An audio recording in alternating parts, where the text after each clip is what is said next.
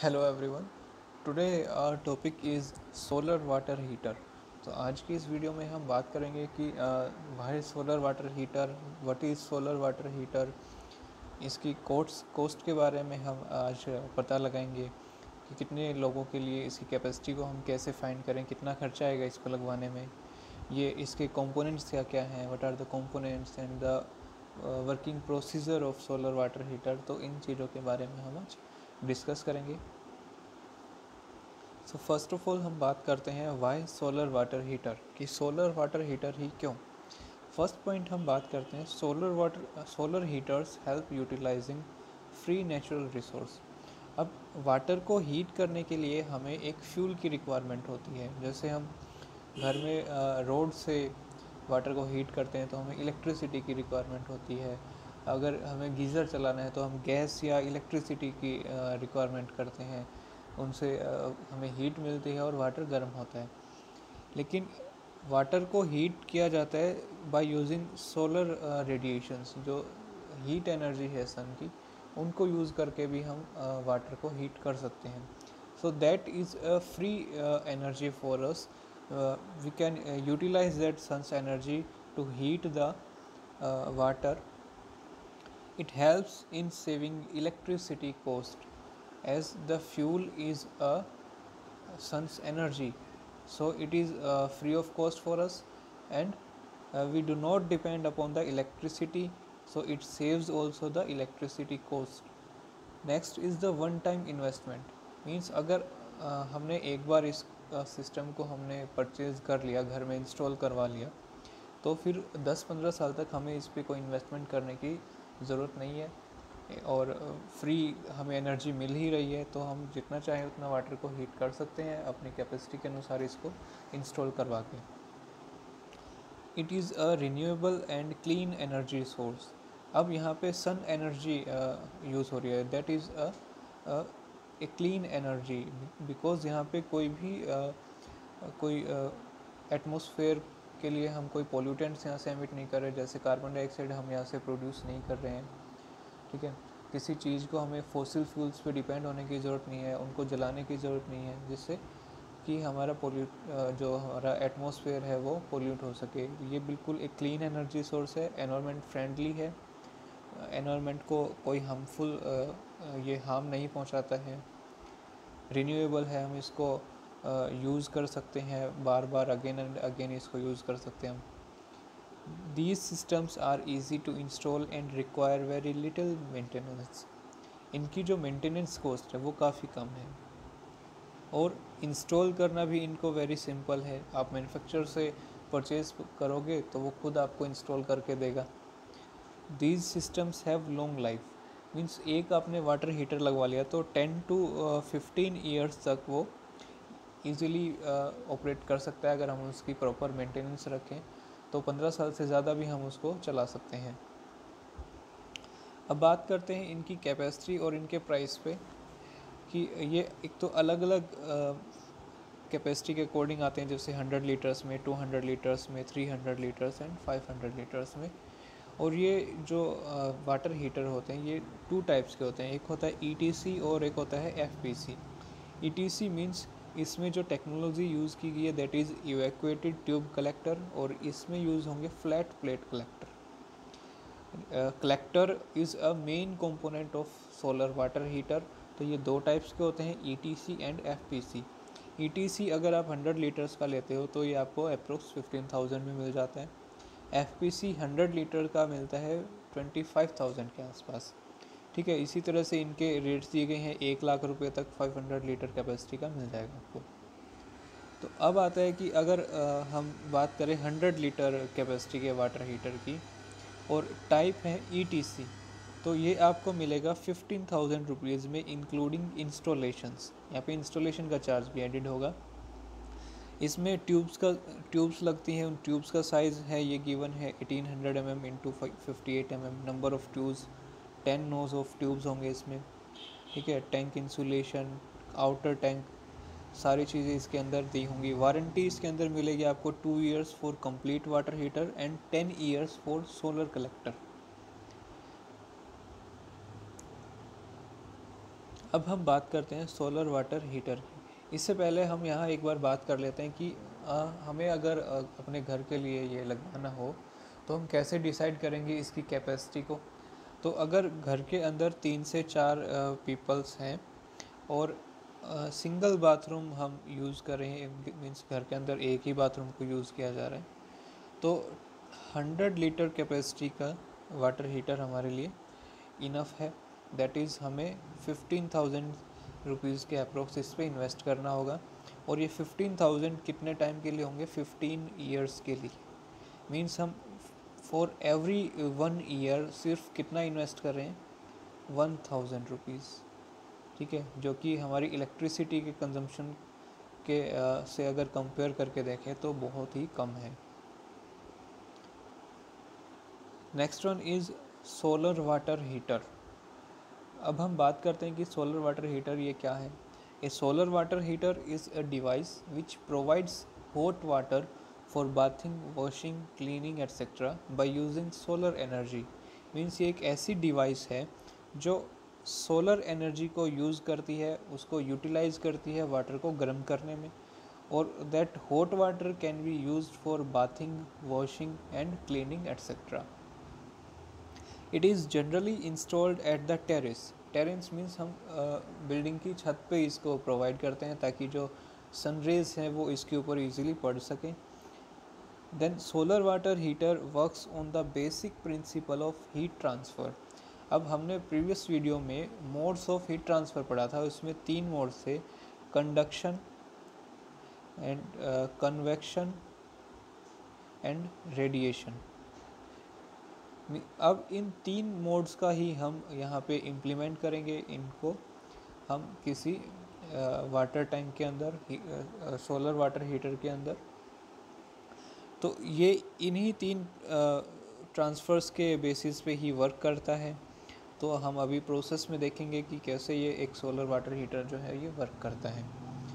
It consist of these 5 components. The first one is cold water storage tank, then second is collector box, third one is hot water storage tank, fourth is distribution and system pipelines, fifth one is controls.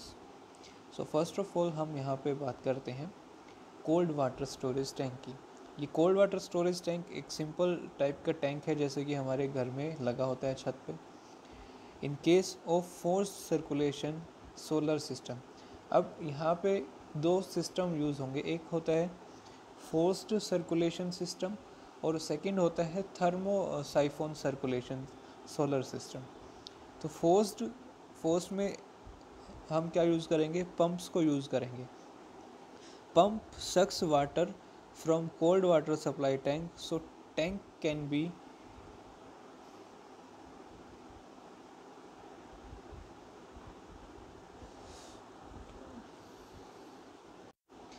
Tank can be situated anywhere. तो means अगर हम tank को कहीं पे भी रखते हैं, जो अपना हीटर का जो लेवल है उससे हम नीचे रख दें तो भी पंप उस वाटर को सक करके हीटर तक ले आएगा। और या फिर हम इसको वाटर हीटर के लेवल से ऊपर अगर हम इसको रखते हैं तो due to gravity water flow होगा। तो ड्यू टू ग्रेविटी वाटर अगर फ्लो होगा तो हमें पंप की कोई रिक्वायरमेंट नहीं होगी और उस सिस्टम को बोलते हैं हम थर्मोसाइफोन सर्कुलेशन सोलर सिस्टम। और अगर हम पंप यूज़ कर रहे हैं तो वो कौन सा सिस्टम होगा? Forced circulation solar system. अब पंप का काम क्या है? कोल्ड वाटर स्टोरेज टैंक से वाटर को पंप करके और हीटर तक पहुंचाना। In thermosiphon circulation solar system, cold water tank should be placed at higher level than the topmost portion of hot water storage tank, so that water from cold water supply tank flow by gravity into hot water storage tank. Means अगर इस level पे हमारे पास ये रखा है heater, तो हमें इससे हायर लेवल पे टैंक को रखना होगा ताकि जो वाटर है वो easily due to gravity flow कर सके from tank to heater. Then second one is collector box. Collector box is the most important component of a solar water heater. जो ये आपको इमेज में दिख रहा है, दिस इज़ ए कलेक्टर अब कलेक्टर के भी दो टाइप्स होते हैं, first one is flat plate collector and the second is evacuated tube collector, FPC and ETC। हम पहले बात करते हैं FPC की। The flat plate collector is consist of an insulated metallic box covered on the top with glass sheet। इसमें क्या होगा, चारों तरफ एक इंसुलेटेड मटेरियल का एक बॉक्स बना हुआ है और इसके टॉप पे एक ग्लास की या एक प्लास्टिक की एक शीट प्रोवाइड की हुई है। Inside there are blackened metallic absorber sheet and riser tube to carry water. अब इस बॉक्स में सबसे बॉटम में एक शीट प्रोवाइड की गई है, that sheet is known as absorber sheet. उस शीट पे हमने ब्लैक कलर का पेंट किया हुआ है। ब्लैक कलर हमें पता है कि सबसे ज़्यादा हीट को एब्जॉर्ब करता है, इसलिए इस एब्जॉर्बर शीट को हमने ब्लैक पेंट किया हुआ है। इस एब्जॉर्बर शीट के साथ कनेक्टेड हैं राइजर ट्यूब्स। ये पैरेलल ट्यूब्स हैं, ये ट्यूब्स एब्जॉर्बर शीट के साथ कनेक्टेड हैं, फिक्स हैं इनके साथ। The absorber sheet and riser tube is made of aluminium, copper and steel. ये जो एब्जॉर्बर शीट है और राइजर ट्यूब्स जो हैं ये बनी होती हैं एल्यूमिनियम की, कॉपर की या स्टील की। अब हम बात करते हैं कि एल्यूमिनियम, कॉपर और स्टील ही क्यों, अदर मटेरियल क्यों नहीं? क्योंकि ये एक ऐसी मेटल्स हैं जिनका थर्मल कंडक्टिविटी हाई है, जिनकी हाई थर्मल कंडक्टिविटी होती है। ये हाई, जिस मटेरियल की थर्मल कंडक्टिविटी हाई होगी वो हीट को ईजिली ट्रांसफ़र करेगा, मोस्ट एफिशिएंटली उसको ट्रांसफ़र करेगा। अगर किसी मटेरियल की ये जो थर्मल कंडक्टिविटी है ये कम होगी, उन मटेरियल को हम इंसुलेटर कहते हैं, वो हीट को ट्रांसफ़र नहीं कर पाते हैं या हीट को एब्जॉर्ब नहीं कर पाते हैं। तो जैसे ये लिए हमने एल्यूमिनियम, कॉपर, स्टील, इनकी थर्मल कंडक्टिविटी ज़्यादा है तो ये एफिशिएंटली हीट को एब्जॉर्ब कर सकते हैं। The absorber absorbs the solar radiation and transfer the heat to the flowing water। ये एब्जॉर्बर क्या करते हैं, जो सनरेज इस पे पड़ती हैं उनको एब्जॉर्ब करते हैं, उस हीट को फिर ये ट्रांसफ़र करते हैं ट्यूब्स में, और ट्यूब्स के अंदर से वाटर फ्लो होता है इस तरह से स्पाइरल पाथ के अंदर। तो इन राइजर ट्यूब से हीट ट्रांसफ़र होती है फ्लोइंग वाटर के अंदर। एब्जॉर्बर प्लेट और जो ये राइजर ट्यूब्स हैं ये आपस में कनेक्टेड हैं, तो मींस यहाँ पे कौन सा ट्रांसफ़र हो रहा होगा, कंडक्शन, कन्वेक्शन और रेडिएशन में से दोनों एक साथ टच में है, दोनों में हीट ट्रांसफ़र हो रही है, मींस कंडक्शन हो रहा है इन दोनों के बीच। फिर राइजर ट्यूब से फ्लोइंग फ्लूइड में हीट ट्रांसफ़र हो रही है, वो भी कंडक्शन के थ्रू ट्रांसफ़र हो रही है। इसके बाद अब वाटर के अंदर एक मॉलिक्यूल से दूसरे मॉलिक्यूल में हीट ट्रांसफ़र हो रही है, दैट इज़ थ्रू कन्वेक्शन। अब ये इसका एक पिक्चर है फ्लैट प्लेट कलेक्टर का। इसमें क्या होगा, ये एक इंसुलेटेड मटेरियल का बॉक्स बना हुआ है जो हीट को अंदर जो भी हीट आएगी उसको अपने अंदर ही रखेगा, बाहर नहीं जाने देगा। सेकंड, इसके अंदर ये ट्यूब्स प्रोवाइड की गई हैं, पैरेलल ट्यूब्स हैं, इनको हम राइज़र भी बोलते हैं। राइज़र ट्यूब्स के अंदर से वाटर फ्लो करता है। राइज़र और ये जो बॉटम में एक प्लेट लगाई गई है, इस प्लेट को ब्लैक पेंट किया गया, ब्लैक पेंट के ऊपर ये राइज़र ट्यूब्स प्लेस की गई हैं। इसके बाद यहाँ बॉटम से ये पाइप के साथ इन राइज़र ट्यूब्स को कनेक्ट किया गया है। This is inlet pipe, lower manifold collection tube, और इसी तरह से ऊपर से भी इनको एक आउटलेट पाइप के साथ कनेक्ट किया गया है। अब सबसे टॉप में एक ये शीट प्रोवाइड की गई है, ग्लेजिंग शीट। ये हो सकती है ग्लास की, हो सकती है प्लास्टिक की, हो सकती है। अब ये कैसे काम करती है ट्यूब, ये सोलर रेडिएशंस जब इसके अंदर आएंगी तो ये इस एरिया के अंदर यहाँ पे कलेक्ट होंगी, कलेक्ट होते ही जो ब्लैक कलर की एब्जॉर्बर शीट है ये इनको एब्जॉर्ब करेंगी। एब्जॉर्ब करने के बाद अपनी हीट को ट्रांसफ़र करेंगी ये ट्यूब्स में। तो ट्यूब्स जब गर्म होंगी तो इसके अंदर से जो जो फ्लूइड फ्लो कर रहा है उसको हीट मिलेगी। तो कन्वेक्शन से अब एक मॉलिक्यूल से दूसरे मॉलिक्यूल में हीट ट्रांसफ़र होगी। तो ये जो प्लेट होती है इनको हम इंक्लाइंड प्लेस करते हैं, इनको हम ग्राउंड से कुछ इंक्लिनेशन पे प्लेस करते हैं। तो क्या होता है, जो राइजर्स के अंदर फ्लूइड अभी ऊपर तक नहीं पहुंचा है, तो क्या होगा, जैसे ही इनको हीट मिलेगी तो जो हीटेड पार्टिकल्स हैं वो हल्के होने के कारण ऊपर फ्लो करते हैं। तो हीटेड मॉलिक्यूल्स लेसर डेंसिटी के होने के कारण अपवर्ड डायरेक्शन में मूव करते हैं और फाइनली फिर ये कहाँ चले जाते हैं, आउटलेट पाइप के अंदर। और यहाँ से फिर ये पाइप कनेक्टेड होता है एक हॉट वाटर टैंक के अंदर, जहाँ पे हॉट वाटर कलेक्ट होता है। This is the cross section of flat plate collector. This one is the insulated box. Top पे एक ग्लास कवर प्रोवाइड किया गया है, यहाँ बॉटम में एक इंसुलेटेड मटेरियल है और इसके ऊपर यहाँ पे एक एब्जॉर्बर प्लेट प्रोवाइड की गई है। एब्जॉर्बर प्लेट के बेसिकली ये जो ट्यूब्स हैं ये हम ऊपर प्रोवाइड कर सकते हैं, वैसे इनको कई बार हम इसके नीचे भी प्रोवाइड कर देते हैं। तो यहाँ से क्या होगा, जो सनरेज आएंगी इसके अंदर एंटर करेंगी। प्रॉपर बेस्ट एफिशिएंसी के लिए ये जो सनरेज यहाँ पे स्ट्राइक करती हैं ये परपेंडिकुलर स्ट्राइक करनी चाहिए, इसलिए हम इसको थोड़ा इंक्लाइंड रखते हैं।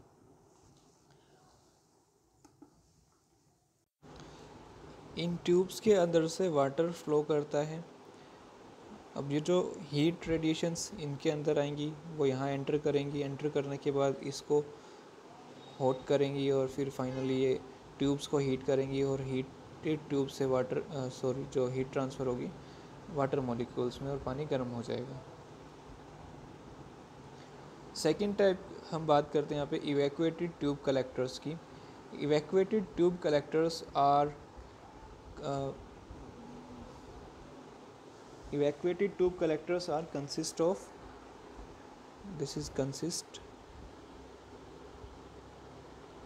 evacuated tube collectors are consist of a number of rows of parallel transparent glass tube connected to header pipe।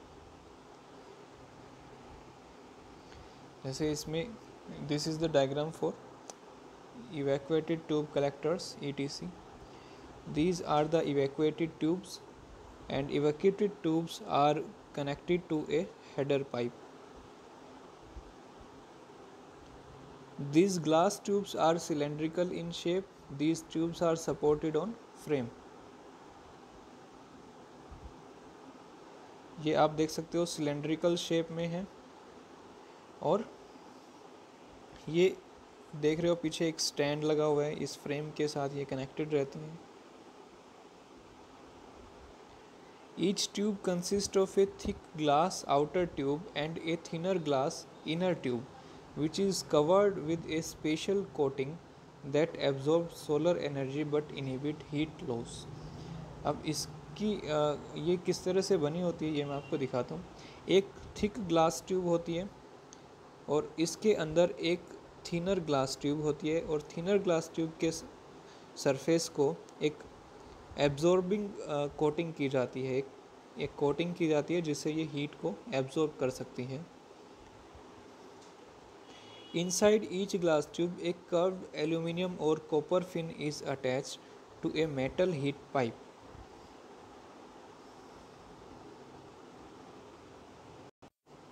In tubes के अंदर ये एक यू ट्यूब टाइप का एक पाइप प्रोवाइड किया गया है और ये बना होता है कॉपर मटेरियल के बनी होती है। और ये जो आउटर और इनर ग्लास ट्यूब है इसके बीच का ये जो वाइट पोर्शन दिखाई दे रहा है ये एक वैक्यूम होता है, यहाँ पे ये खाली स्पेस होता है बिल्कुल।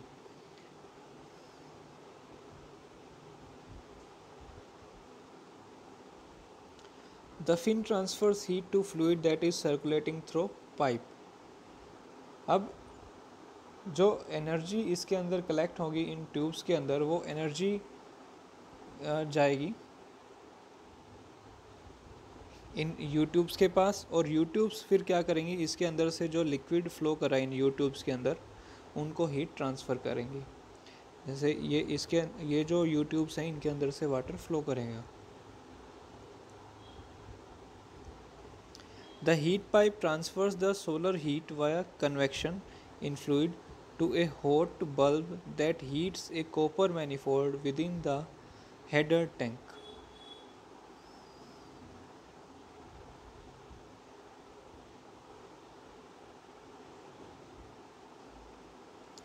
अब ये क्या करता है, इन राइजर ट्यूब्स के अंदर एक लिक्विड फिल रहता है। ये लिक्विड वाटर नहीं होता है, कोई और लिक्विड होता है, जैसे अल्कोहल लिक्विड लिया गया है इसके अंदर। तो जैसे ही सन रेज इन ट्यूब्स पे पड़ती है तो ये लिक्विड जो है हीट होता है। हीट होने के साथ साथ इसके अपर एंड पे एक ये बल्ब लगा होता है, तो ये बल्ब हीट होता है और ये बल्ब फिक्स होता है इस मैनीफोल्ड के अंदर। इस मैनीफोल्ड के अंदर ही यहाँ पे वाटर रहता है। तो जब मैनीफोल्ड हीट होता है तो वो अपनी एनर्जी को देता है इसको, वाटर को, जिसे हमें गर्म करना है। ठीक है। Manifold is connected to a hot storage tank. Then manifold को हम एक हॉट स्टोरेज टैंक के साथ, दिस इज़ मैनीफोल्ड, यहाँ से ये कोल्ड वाटर एंटर करता है, यहाँ आके गर्म होता है। गर्म होने के बाद ये एक हॉट स्टोरेज टैंक के साथ कनेक्टेड होता है। तो वाटर यहाँ, हॉट वाटर को स्टोर करते हैं हम यहाँ पे।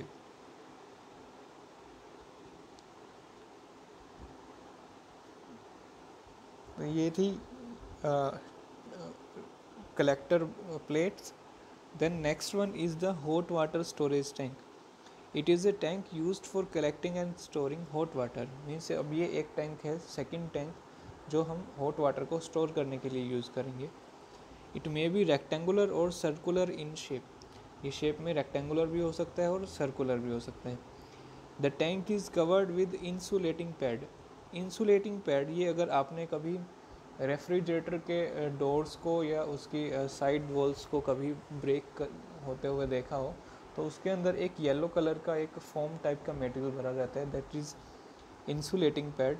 इंसुलेटिंग पैड का काम होता है कि जो टैंक के अंदर हीटेड वाटर है उसकी हीट बाहर ना जा पाए। This insulating pad is again covered with GI और एल्यूमिनियम शीट्स। फिर इन इंसुलेटिंग पैड्स को भी कवर किया होता है विद GI और एल्यूमिनियम शीट्स के साथ। The next is distribution and system pipelines. Pipelines, अब इन पूरे नेटवर्क को कनेक्ट करने के लिए हमें कुछ पाइप्स की रिक्वायरमेंट होगी। तो जहाँ से हीट, अब हीटर से निकलने के बाद जो हॉट वाटर है, हीटर से निकलने के बाद हॉट वाटर टैंक में जाएगा, तो वहाँ पे बीच में कुछ पाइप्स लगेंगी। वो पाइप्स जो हैं वो कॉपर की होनी चाहिए, ताकि जो हीटेड वाटर है उसकी एनर्जी लॉस ना हो, उसकी हीट लॉस ना हो। और जो कोल्ड वाटर से हीटर तक वाटर पाइपलाइंस आती है वो मे बी प्लास्टिक की हो सकती है या GI पाइप की हो सकती है। The collector box is connected to storage tank by a system of pipelines. These pipes are made of copper. Then एक कंट्रोल सिस्टम हमें चाहिए वाटर को रेगुलेट करने के लिए, टेम्परेचर को कंट्रोल करने के लिए, जैसे कि नॉन रिटर्न वॉल्व है, ये हम प्रोवाइड करेंगे हॉट वाटर टैंक के पास, ताकि जो हीटेड वाटर कलेक्ट हुआ है वो उसका बैकफ्लो ना हो सके, वो कोल्ड वाटर स्टोरेज की तरफ ना जाए। देन टेम्परेचर कंट्रोल डिवाइसेस, एक डिवाइस हम यूज़ करते हैं थर्मोस्टेट। थर्मोस्टेट का काम होता है, एक हम टर्म यूज़ करते हैं जनरली, कट आउट यूज़ करते हैं हम। कट आउट का काम क्या होता है, जब जैसे कि ये थर्मोस्टेट है, थर्मोस्टेट का काम क्या होगा, एक रिक्वायर्ड टेम्परेचर पे पानी का टेम्परेचर पहुंचने के बाद वो ऑटोमेटिकली हीटर को ऑफ़ कर देगा, और जब उस हीटेड वाटर का टेम्परेचर कम टेम्परेचर पे जाएगा तो वो ऑटोमेटिकली इसको वार्निंग देगा, इसको ऑन करेगा, फिर से उसका वाटर का जो टेम्परेचर है वो राइज़ करेगा। तो थर्मोस्टेट एक टेम्परेचर कंट्रोल डिवाइस है। एयर रिलीफ वॉल्व, एयर को हमें अगर एग्जिट करना है, ठीक है, उसके लिए यूज़ होगी। इसी तरह से और भी कई तरह की वॉल्व्स हैं, गेट वॉल्व हैं और बॉल टाइप वॉल्व है, इनको हम रेगुलेट करने के लिए यूज़ करते हैं। अब हम देखते हैं ये पूरा नेटवर्क कैसे कनेक्टेड होता है। इसमें क्या होगा, एक टैंक है, इस टैंक के अंदर कोल्ड वाटर रहेगा। ये कोल्ड वाटर इस पाइप के साथ कनेक्टेड होगा। This is inlet pipe. Inlet pipe जाती है यहाँ पे इस टैंक के अंदर, यहाँ पे ये मैनीफोल्ड हो सकता है, मैनीफोल्ड से फिर ये जाएगी कलेक्टर बॉक्स के अंदर। यहाँ पे सनरेज यहाँ इस पे पड़ेंगी तो ये जो वाटर इन पाइप्स के अंदर से हीट हो रहा है ये फिर बाद में जाएगा इस हॉट पाइप के अंदर। ये जो पाइप अब होगी ये कॉपर की बनी होगी। इससे फिर ये इस टैंक के अंदर पास होते हुए ये जाएगा हॉट वाटर स्टोरेज टैंक के अंदर। This is hot water storage tank. अब इस हॉट वाटर टैंक से हम यहाँ पे अपनी सप्लाई ले सकते हैं, हॉट वाटर को ले सकते हैं यहाँ से।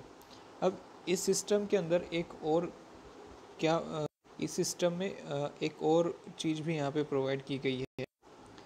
अगर किसी दिन कोई क्लाउडी डे है जहाँ जिस दिन वाटर जो है ज़्यादा हीट नहीं हो पा रहा है, ठीक है, या कम गर्म है वो, तो उसको गर्म करने के लिए हम यहाँ पे एक कोयल लगा सकते हैं, जैसे रोड लगाते हैं हम। इसी तरह से इस रोड को की हेल्प से इसको इलेक्ट्रिसिटी हम प्रोवाइड करते हैं, जिससे ये वाटर और ज़्यादा हीट हो जाता है। फिर इस हीटेड वाटर को हम यूज़ कर लेते हैं। And this is the working diagram of solar water heater. इसको आप पेपर में बना सकते हैं।